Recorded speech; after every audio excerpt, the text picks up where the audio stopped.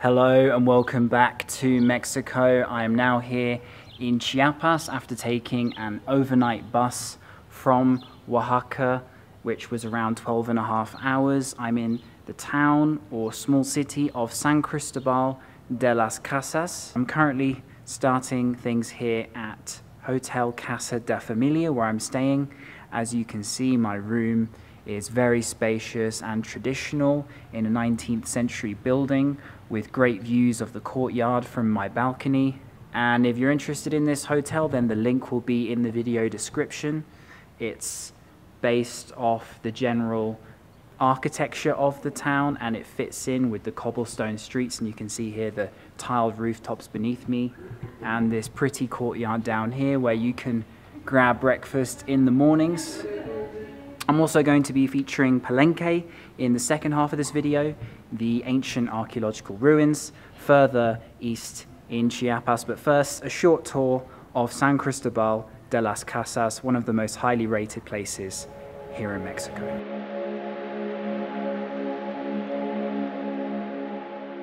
Stepping out onto the streets of San Cristobal, and the first point of call is going up this set of stairs behind me to reach a small Catholic church at the top, which looks interesting, and I'm hoping there's some good views.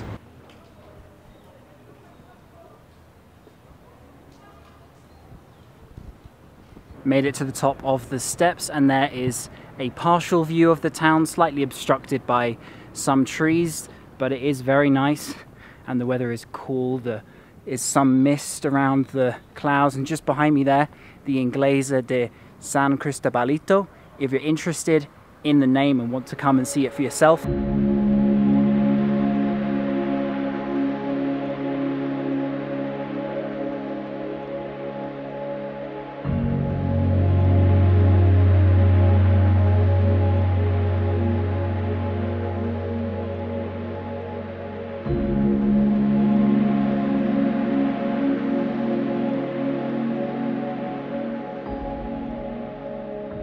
Having made my way down from the viewpoint beside the Catholic Church, I am now in front of the old gateway to the city, dating back to the late 17th century, the ARCO del CARMEN. Once the city's main gateway, today it stands as a historical point where you can head north from to see the main tourist streets of the town along the cobbled pathways.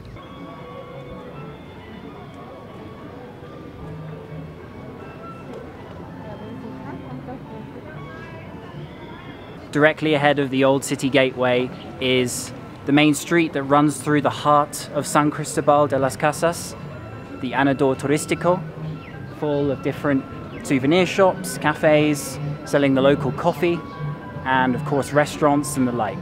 Similar to Oaxaca, San Cristobal in Chiapas has clothes on sale that resemble the indigenous communities' patterns here in the region. San Cristobal sits right at the center of one of the most deep-rooted indigenous areas of Mexico, and that's why you'll find local artisan shops selling all these clothes dotted all over the place. And there really is an influence from that culture, despite the fact that the city itself is rather colonial. The Spanish founded it in 1528. They came here for the wheat and they exploited the local people. In fact, in Chiapas, half of the local indigenous population died from the diseases that the Spanish brought in the 16th century.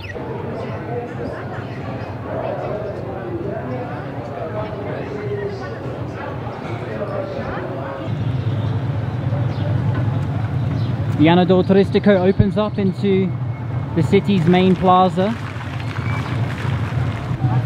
The plaza is perhaps the best place to get a taste of the San Cristobal central atmosphere.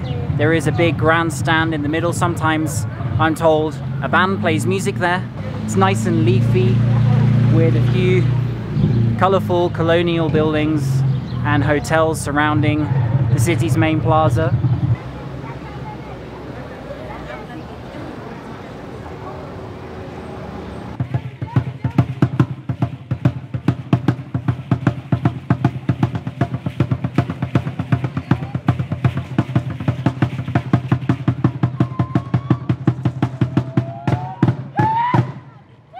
So some of you may know that Chiapas and San Cristobal, along with the state, are well known for having perhaps the best coffee in Mexico. They produce a lot in different parts of the state, and here I am trying the coffee in one of the most authentic places to get it. It's an old building and perhaps the best coffee shop in San Cristobal. It's called Café La Selva, and right here I have my coffee. I don't really know how dark it's going to be or what it's going to taste like. I just ordered one of the main ones on the menu by asking the waiter, so here we go.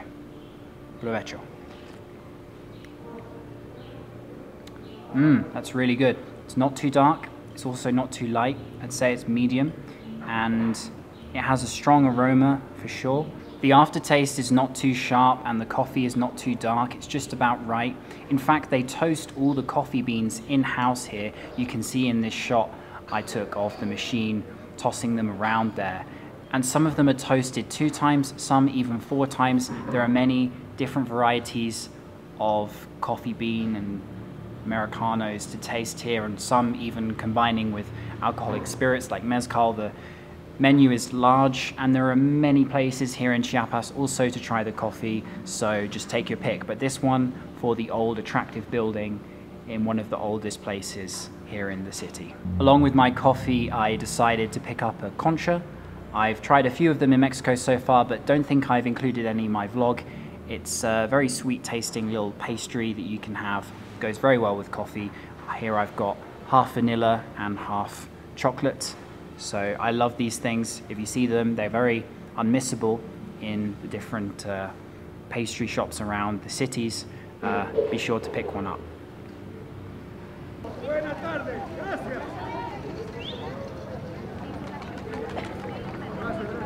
Making my way down another one of the most popular streets that people go to in the center of San Cristobal, leading all the way to a church at the end.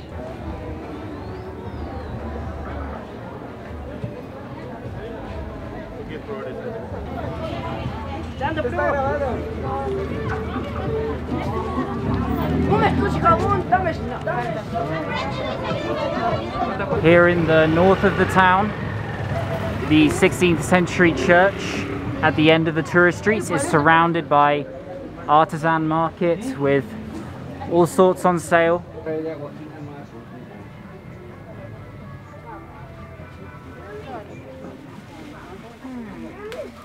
Look at all the colors of these handmade items.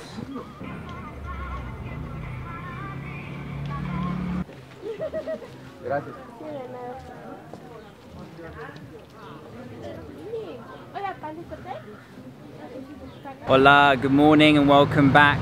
I'm now here in Palenque, the town of Palenque, after taking an overnight bus from San Cristobal de Las Casas for the second half of this video, where I'm going to be visiting one of the most famous ruins here in Mexico. Right now, I'm just waiting for a little combi, small van, minibus, that is going to take me directly to the ruins, which is about 6 or 7 kilometers away from the small town here of Palenque in the middle of the Chiapas jungles.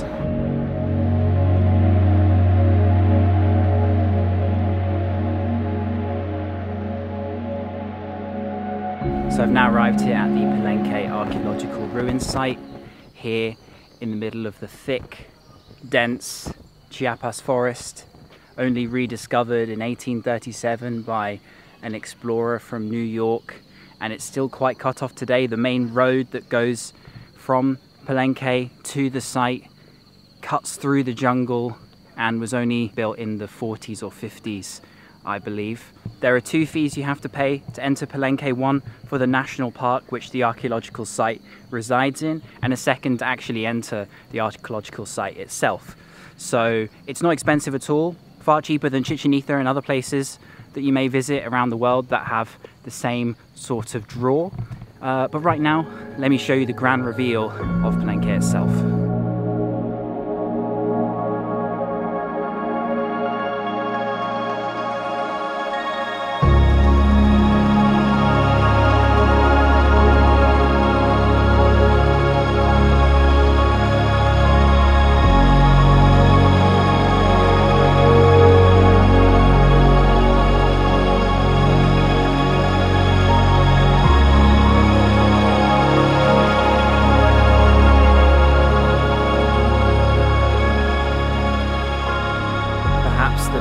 example of Maya architecture in all of Mesoamerica. It first was occupied around 100 BC and then rose to its greatest prominence from between 630 to 740 AD. One of the best preserved buildings in the Americas, the Templo de las Inscripciones, is the tallest and most important, perhaps, of what remains or has been excavated in Palenque today. At the interior of the Templo, you can find 3 long Maya inscriptions recounting the history of Palenque.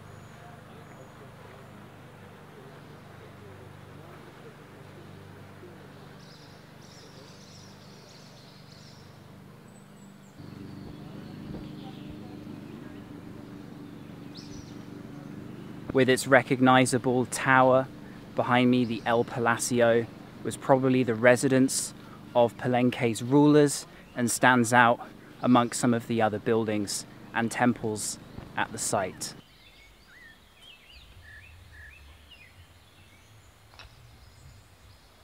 Souvenirs on sale here in the middle of the Palenque site. Replicas of masks found in the sarcophagus of the Queen and the ruler himself.